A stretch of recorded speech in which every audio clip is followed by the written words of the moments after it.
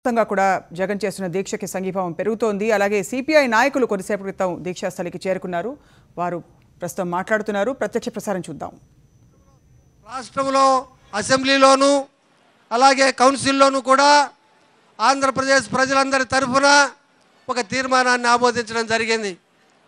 ప్రత్యేక హోదా సాధనకు సంబంధించి అలాగే చట్టంలో పేర్కొన్నటువంటి రాయలసీమ ప్రత్యేక ప్యాకేజీ, ఉత్తరాంధ్ర ప్రత్యేక ప్యాకేజీ, అలాగే మీ షెడ్యూల్ 9, 10, 8 కింద ఉన్నటువంటి హక్కులన్నింటినీ కూడా వెంటనే ఇవ్వాలని చెప్పేసి తీర్మానం చేయడం జరిగింది.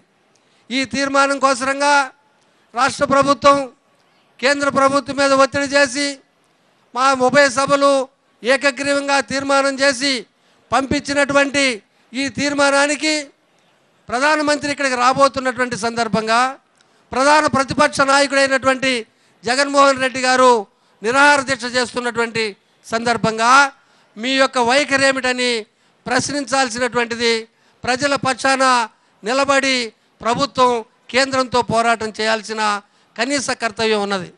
ఆ కర్తవ్యాన్ని పూర్తిగా పక్కకు పెట్టి మొత్తం ప్రజలందరూ ఎదుర్కొంటున్నటువంటి రైతుల ఆత్మహత్యలు కానీ, కార్మికుల యొక్క ప్రాణత్యాగాలు కానీ, వారు పోరాడి సాధించుకున్నటువంటి హక్కుల్ని నిలబెట్టడంలో కానీ ఏ మాత్రము శ్రద్ధ వహించకుండా రాజధాని భూసేకరణ ఈ మంత్రంతో ప్రజల్ని మభ్యపెట్టి పక్కదోవన పెట్టి ఆంధ్రప్రదేశ్ ప్రజల యొక్క గౌరవానికి భంగం కలిగిస్తున్న రాష్ట్ర ప్రభుత్వం, చంద్రబాబు నాయుడు గారు, ముఖ్యమంత్రి గారు, తెలుగుదేశం పార్టీ మంత్రులు, నాయకులు ఏమాత్రం సిగ్గు లజ్జ, ఏమాత్రం ప్రజల ఎడల గౌరవం, ఏమాత్రం ప్రజాస్వామిక వ్యవస్థలైనటువంటి అసెంబ్లీ, పార్లమెంటు, కౌన్సిల్ ఎడ గౌరవం ఉన్నా సరే తక్షణమే స్పందించి ఈరోజు రేపటి లోపల ఈ ప్రత్యేక హోదా ప్రకటనకి పూనుకోవాల్సినటువంటి అవసరం ఉన్నది.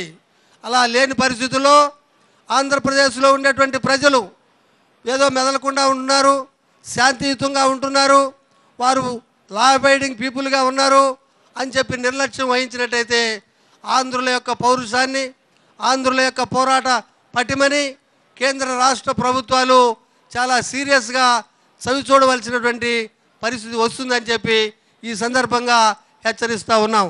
మిత్రులారా,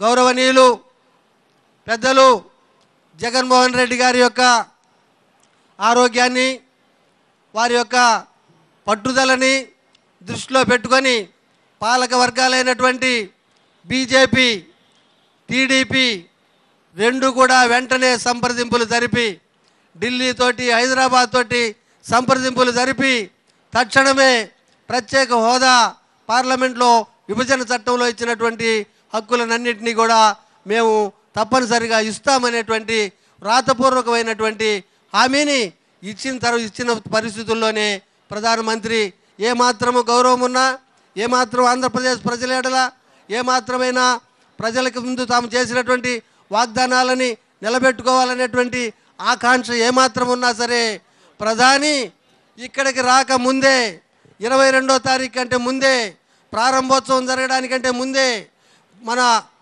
నాయకుడు జగన్మోహన్ రెడ్డి గారి ఆరోగ్యం మరింత క్షీణించక ముందే ఈ ప్రకటన చేయాల్సినటువంటి కనీసమైనటువంటి కర్తవ్యాన్ని ఈ ప్రభుత్వం అవలంబించాల్సినటువంటి అవసరం ఉన్నది.